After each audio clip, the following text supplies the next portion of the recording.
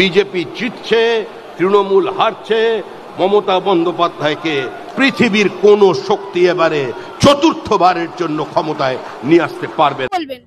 বিজেপির যে সফল ছিল তাকেই তো কোণঠাসা করে দিয়েছে। ওর কোনো ভূমিকা আছে না, কত চামচাগিরি করে সভাপতি হয়েছে, শ্রমিক চামচাগিরি করে সভাপতি করেছে। আর একটা চামচা হচ্ছে আমাদের শুভেন্দু অধিকারী, কিছুই বোঝে না, লোডশেডিং এ জিতেও ভোট কিছু ভাবছে, শ্রমিক কিচ্ছু বোঝে না, সব বেকার কথা। ও চামচাগিরি করে সভাপতি হয়েছে, তো বাজে কথা। উনি ওনাদের কর্মীদের মনোবলটাকে বাড়ানোর জন্য এই কথা বলছে। এই কথাটা কি আদৌ বাস্তবে সত্য? তাহলে আজকের মিটিংটা এসে দেখে যাক শ্রমিক সিনহা, একদিনের ডাকে যদি এত লোক হতে পারে, তাহলে উনি আজকের দিনটা দেখে উনি বিচার করবেন। তারপর তো 21শে জুলাই আছে। কিছু না পাওয়া লোক হঠাৎ করে কিছু পেয়ে গেল, যার কোনো অস্তিত্বই ছিল না পশ্চিম বাংলায়, শুধু মিডিয়াতে বড় বড় কথা বলতো, হঠাৎ করে একটা সভাপতির পদ পেয়ে দিশাহারা হয়ে গেছে। মমতা ব্যানার্জিকে নিজের ওয়ার্ডে কোনোদিন কোথাও জিততে পারে না, নিজের ওয়ার্ডে মমতা ব্যানার্জির এগেস্টে লড়তে গেলে আগে সংগঠনের প্রয়োজন।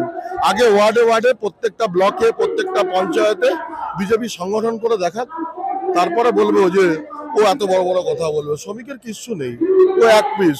ও যদি ওই দিলীপ ঘোষ একে কিচ্ছু নয়, শুভেন্দুর চামচাগিরি করতে হবে, আর কিছু নয়। আমাদের বিজেপির লজ্জা যে তৃণমূলে ধার দেওয়া মালদের নিয়ে, যারা তৃণমূল থেকে বরখাস্ত করা হয়েছে, সেই লোকগুলো তো বিজেপিতে গিয়ে নেতা হয়। বিজেপির কোনো নেতৃত্ব দেওয়ার লোক নেই। সে তো সময় বলবে, সে তো জনগণ বলবে দিদির ক্ষেত্রে। দিদি এখানে শেষ কথা, ওর বিকল্প এখনো কেউ হয়নি।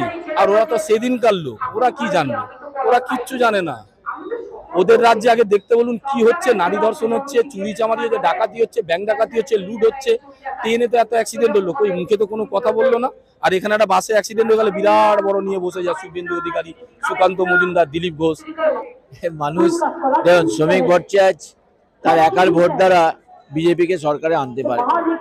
বাংলার মানুষের জন্য মমতা ব্যানার্জি যা কাজ করেছেন, সেই কাজের উপর ভিত্তি করে আমরা মানুষের কাছে যাব এবং ভোট চাইব।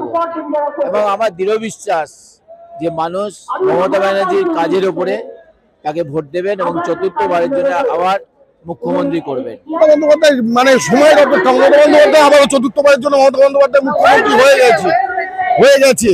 বাংলার মানুষ মমতা বন্দ্যোপাধ্যায়, আপনার এর আগে 34 বছর বাংলার মানুষ দেখেছে 34 বছর সিপিএম এর শাসন, বিজেপি ডবল সরকারের যে শাসন আশেপাশের যে রাজ্যগুলোতে রয়েছে সেগুলো দেখছে। আর বাংলায় মমতা বন্দ্যোপাধ্যায় 3 টার্ম হয়ে গেছে। চতুর্থবারের জন্য মমতা বন্দ্যোপাধ্যায় আবার ক্ষমতায় আসবে, শুধু সময়ের অপেক্ষা। শ্রমিক ভট্টাচার্য, এর আগে দিলীপ ঘোষ চেষ্টা করেছে, রাহুল সিনহা চেষ্টা করেছে, দিল্লি থেকে মোদী অমিত শাহ এসেছে, কিছু করতে পারেনি।